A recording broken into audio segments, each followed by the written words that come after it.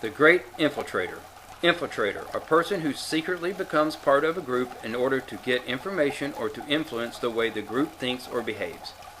This infiltrator isn't a person, but it's a blending of the control these plutocrats have over our country, causing separation and disdain among common people and thus allowing socialism and communistic views to become mainstream.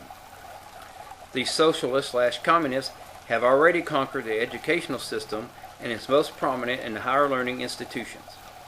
Keep in mind, as F. Scott Fitzgerald said, quote, "The important thing is that you should not argue with them, communists. Whatever you say, they have ways of twisting it into shapes which put you in some lower category of mankind, fascists, and disparage you both intellectually and personally in the process." End quote. So as common people, do not fall prey to the impostor being dressed as socialism. Lenin said, quote, "The goal of socialism is communism." End quote. So as common people, do not send your children to higher institutions of learning.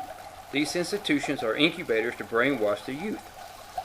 Quote, "Give me just one generation of youth and I'll transform the whole world." End quote. Also, quote, "Give us a child for 8 years, it will be a Bolshevik forever." End quote.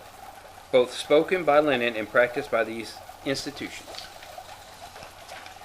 These institutions and large city governments across these United States employ intimidation practices and turn a blind eye to the armies of the communists.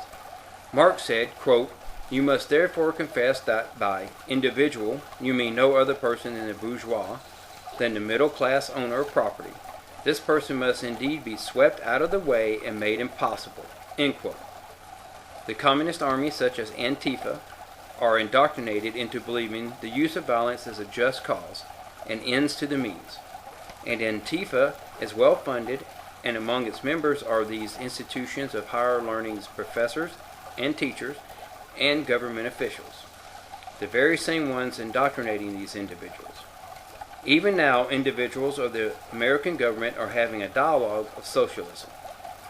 And to further the demise of the common people, most of these professors and government officials starting the dialogue of socialism are the plutocrats. This is to further the proof that plutocrats will do whatever it takes to stay in power. Once the common people/middle class is swept out of the way, these plutocrats and now socialists/communists want to be in charge and to control the class of people that are dependent upon the government. Che Guevara said, quote, "The peasant must always be helped technically, economically, morally, and culturally." End quote. So if you are assuming socialism/communism will make you the equal to the plutocrat or abolish the plutocrat, you are mistaken. Here's a quote from Ayn Rand.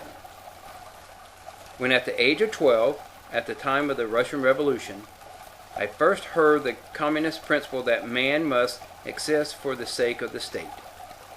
I perceived that this was the essential issue, that this principle was evil, and that it could lead to nothing but evil, regardless of any methods, details, decrees, policy, promises, pious platitudes.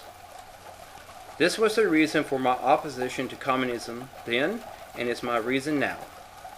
I am still a little astonished at times that too many adult Americans do not understand the nature of the fight against communism as clearly as I understood it at the age of 12.